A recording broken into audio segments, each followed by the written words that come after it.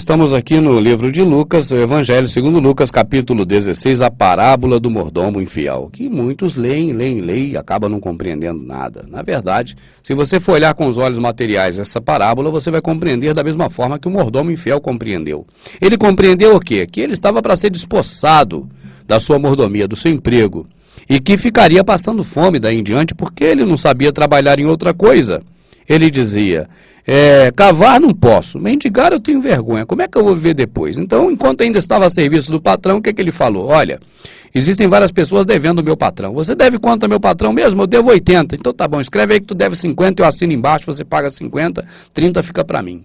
E foi assim, fazendo iniquidade, né? Pegando o dinheiro que não era dele e guardando para ele, dinheiro que seria, na verdade, do patrão dele. Para quê? Para que quando ele ficasse fora do emprego, aí ele teria como gastar esse dinheiro com alguém, ou até mesmo ficar bem com aquelas pessoas, mesmo que não desse a ele 30 de cada diferença de 80 para 50, mas que pelo menos ele ficasse bem com aquelas pessoas que deviam o patrão dele, e agora aquelas pessoas o aceitassem nas suas casas, para ele ficar lá encostado como alguém que não tem o que comer e ficar lá amparado. Bem, na verdade, hoje a situação nossa não é diferente dessa. O Senhor nos dá aqui no mundo várias coisas que nós podemos ser mordomo delas. Eu sou mordomo do microfone do Elvis. Está aqui, ó. É do mundo. Não é meu. Eu sou apenas mordomo disso. Você entende? Agora, se eu tenho 2 microfones e o irmão Paulo da Grama não tem nenhum, e eu seguro os meus 2 microfones e dou nenhum para o meu irmão Paulo da Grama, que eu conheço há muito tempo, eu sei que é radialista que está precisando, eu estou sendo infiel neste pouco. Como é que eu vou ser fiel no muito para o Senhor me levar para o céu? Mas aí, pela misericórdia de Deus, eu ligo para o irmão Paulo e falo, irmão Paulo, eu tenho aqui 3 emissoras de rádio, Paulo. Tem aqui todos os links que se usam para fazer uma rádio. Você sempre trabalhou em rádio, não teve nada, Paulo. Vem buscar tudo, que é tudo seu. Neste momento, o irmão Rubens reconhece que tem que ter um novo caminho na sua vida, praticar a sã doutrina. E aí a família começa a abandonar, inclusive a ex-esposa, porque vê o irmão Rubens dando tudo dele para os outros e não compreende essas coisas. Mas é disso que a parábola está falando. Quem é fiel no pouco, sobre o muito será colocado. O pouco que Jesus está falando, não é que você vai ser fiel numa agulha e ele vai te dar um agulheiro inteiro, não. Não é nada para essa terra. Quando os cães gulosos do inferno dizem que isso está dizendo, para a pessoa ser fiel no pouco e dar o dinheiro para o pastor, é isso que eles falam. Quem é fiel no pouco, sobre muito o Senhor colocará, então você seja fiel com Deus e me dá aqui o dinheiro de Deus. Que coisa mais absurda, que mentira deslavada, que canalice se faz com a Escritura, isso é blasfêmia, é colocar em lugar de. O Senhor é claro quando ele explica essa parábola do mordomo infiel.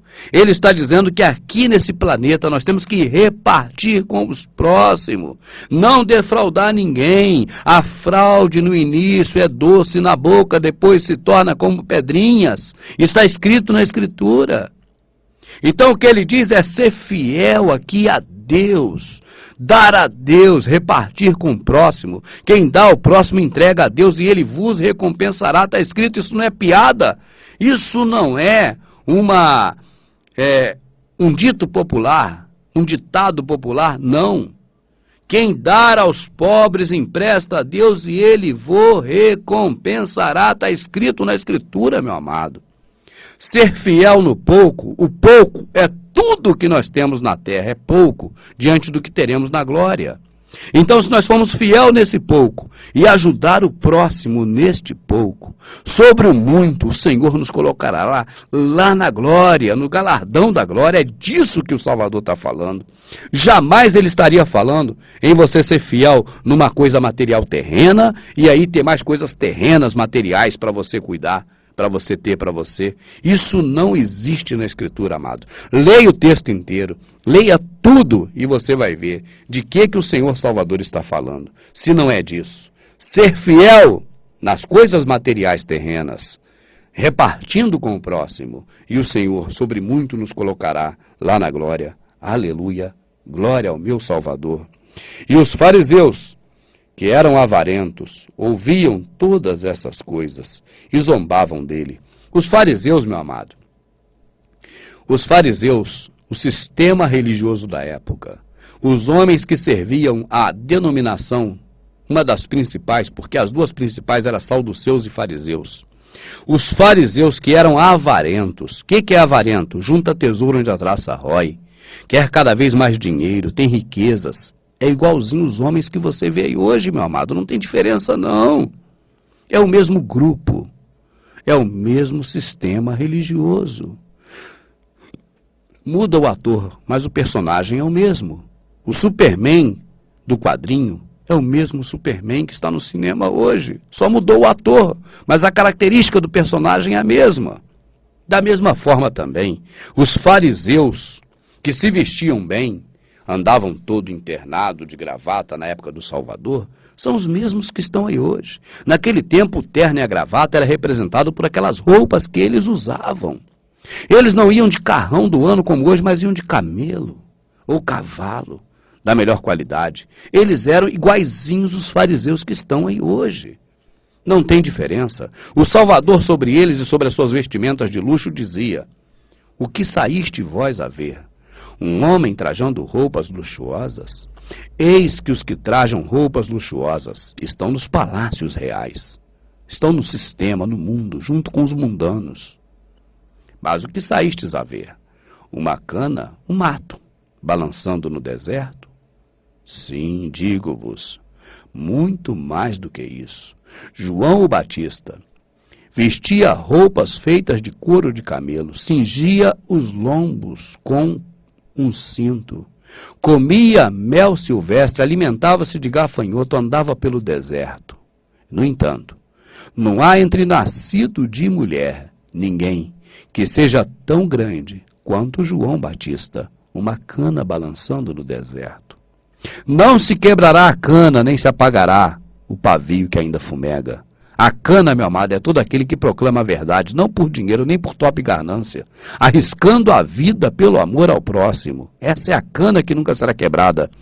E o pavio que fumega está aqui, ó. É a Escritura, na quinta camada de cinza. Quinta camada, quer que eu digo? Escritura era a primeira. Septuaginta foi a segunda camada, Vulgata foi a terceira, Bíblia Católica foi a quarta, a Bíblia Protestante a quinta, e essa já foi totalmente revisada, corrigida, modificada, acrescentada, diminuída e tantas bagulheiras mais. Ai, Senhor amado.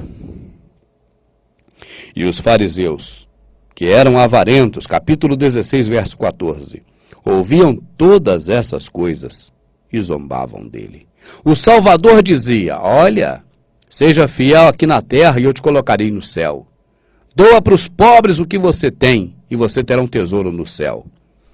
E os fariseus, que tinham muitos tesouros porque tinham um amor ao dinheiro, é o que está escrito aqui, amado, botaram aqui uma maldita do inferno, de uma epígrafe, a autoridade da lei, botaram essa epígrafe aqui para tirar o sentido, mas é sequência do que estava em cima escrito.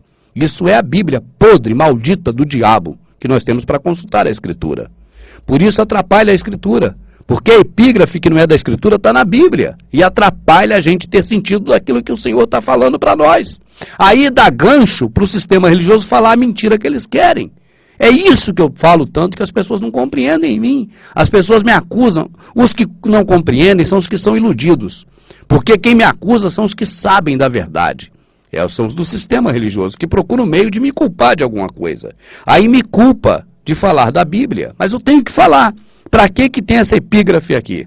Não é para tirar o sentido do que está escrito antes? Só serve para isso. Porque quando você lê a epígrafe, você não acha mais que está falando da mesma coisa. Parece que está falando de outra, mas não está falando de outra. O que está falando aqui é o Salvador dizendo que é para a gente ser fiel, dar para os pobres, dividir, amar o próximo aqui na terra, para a gente ter as coisas lá em cima, para ter galardão.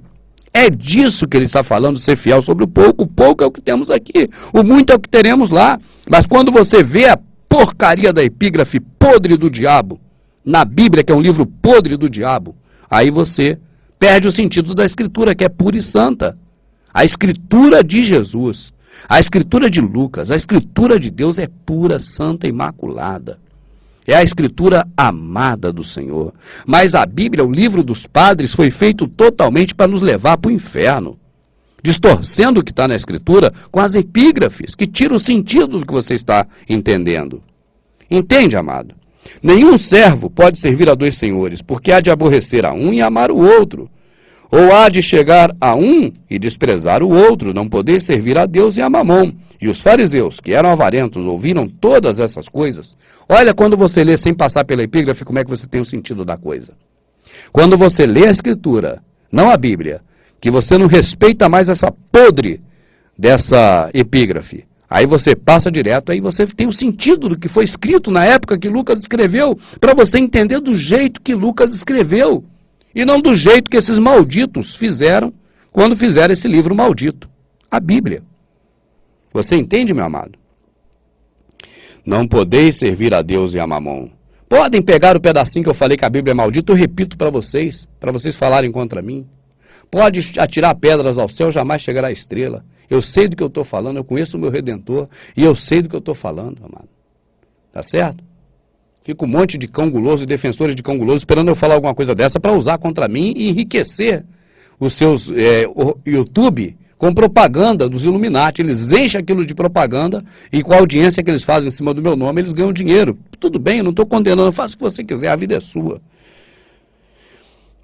Vou ler de novo, sem epígrafe, sem a maldita epígrafe, para poder a gente ler a Escritura pura, sem a maldita Bíblia atrapalhar.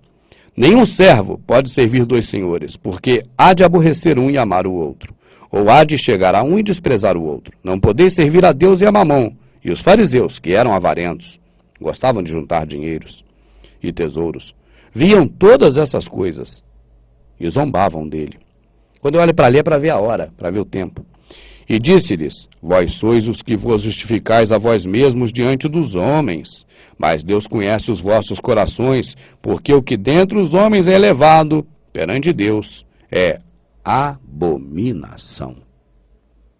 Hã? Como é que é o negócio? Vós sois os que vos justificais a vós mesmos diante dos homens, mas Deus conhece os vossos corações, porque o que entre os homens é elevado, perante Deus é abominação. Prêmio Nobel da Paz. Bispo Manuel Ferreira, Assembleia de Deus, pleiteou, tentou, não conseguiu, mas queria ele ser elevado perante os homens. Isso é abominação a Deus. E agora a bola da vez é Edir Macedo, indicado para Prêmio Nobel da Paz.